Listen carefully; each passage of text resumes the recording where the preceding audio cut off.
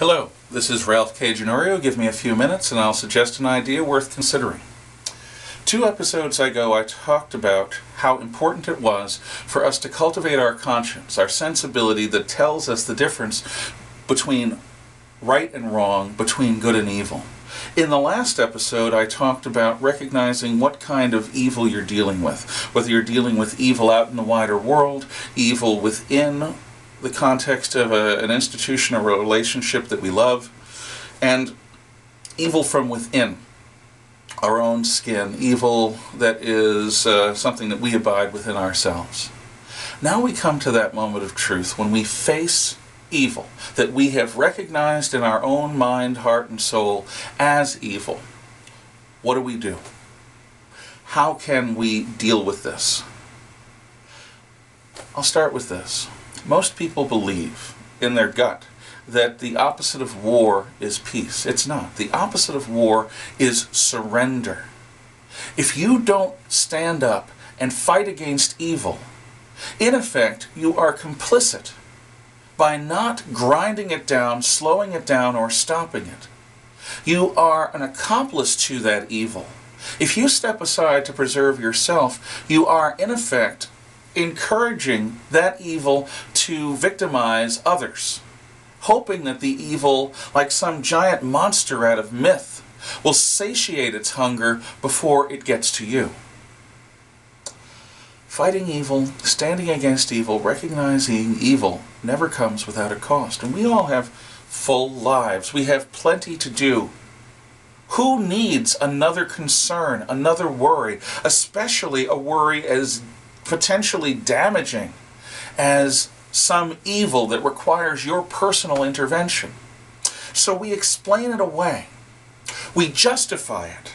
If we notice anything wrong in the first place, I guess the first step is seeing no evil, because you blind yourself to it. Hearing no evil, because you're deaf to the cries of its victims.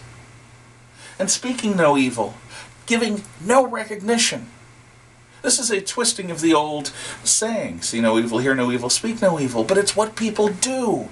If they don't notice the damage that's being done, it's not real to them. They live in a world of tele-reality, and if it's not on their program they happen to be watching, then how can they be held to account? They don't know. They can claim ignorance. It doesn't exist. They can claim a lack of understanding of the consequences of what's going on. So many people, when faced with evil, don't notice it as willfully as they possibly can. But if they can't help but notice it, if ignoring it won't work, then they justify it. Yes, Germans had a right to be angry when Austria and the other Eastern territories were stripped from it after World War I. Yes, the Germans had a right to be angry, to want to rearm their country, to want to unite all Germans. Hitler sort of had a point. They explain and justify and rationalize the evil. Oh yes, there's thuggery in the streets. There are people whose civil rights are being violated, but the trains are running on time. Street crime is down. We ignore the downside by saying in some mythical scale of balance that it's washed away by good deeds. Evildoers often do good deeds. The Nazis, in addition to concentration camps, gave the world Gemeinschaft, a sense of the brotherhood of all Germans, and everyone ate a communal meal once a week. From the factory owner down to the lowest factory worker, everyone in the community. Bread, soup, Gemeinschaft, community. They cared for the poor. They gave to children. You get the point. Doing good deeds does not wash away evil acts. And explaining, somehow balancing the scales, you're just justifying it. So if people can't ignore the evil, and if people can't balance out the evil with some good acts, they look for sympathy. The assumption is that evil has to be a slavering, menacing monster with wild eyes and bad breath. The greatest evil in this world in human history is perpetrated by wild-eyed idealists trying to do good, who have a point, who have genuine concerns, and who want to make the world a better place. They want to make a difference. And in the name of building a utopia on earth, they kill huge numbers of their own civil population in peacetime.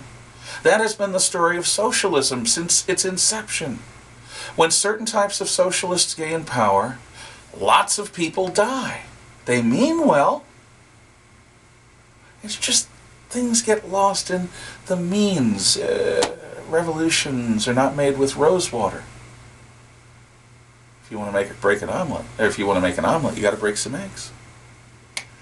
So people tell themselves it can't really be evil if it wears a sympathetic face. It can't really be evil if it has a valid concern, a valid gripe, a valid point of view. Evil is. It exists to our detriment and our destruction. And if we explain it away, we abide it. And if we abide it, in effect, we are accomplices to it. So maybe we're faced with something that's truly unsavory, but we don't think that we can afford to deal with it right now, so we buy it off. Yes, it's evil, yes, it's bad, but we do a deal to preserve our own hides. This is what Kipling called paying the Danegeld. From the Middle Ages, when the Anglo-Saxons, when they were weak, would pay off the Danish Vikings so that they would leave their kingdom alone and attack the next kingdom down the river.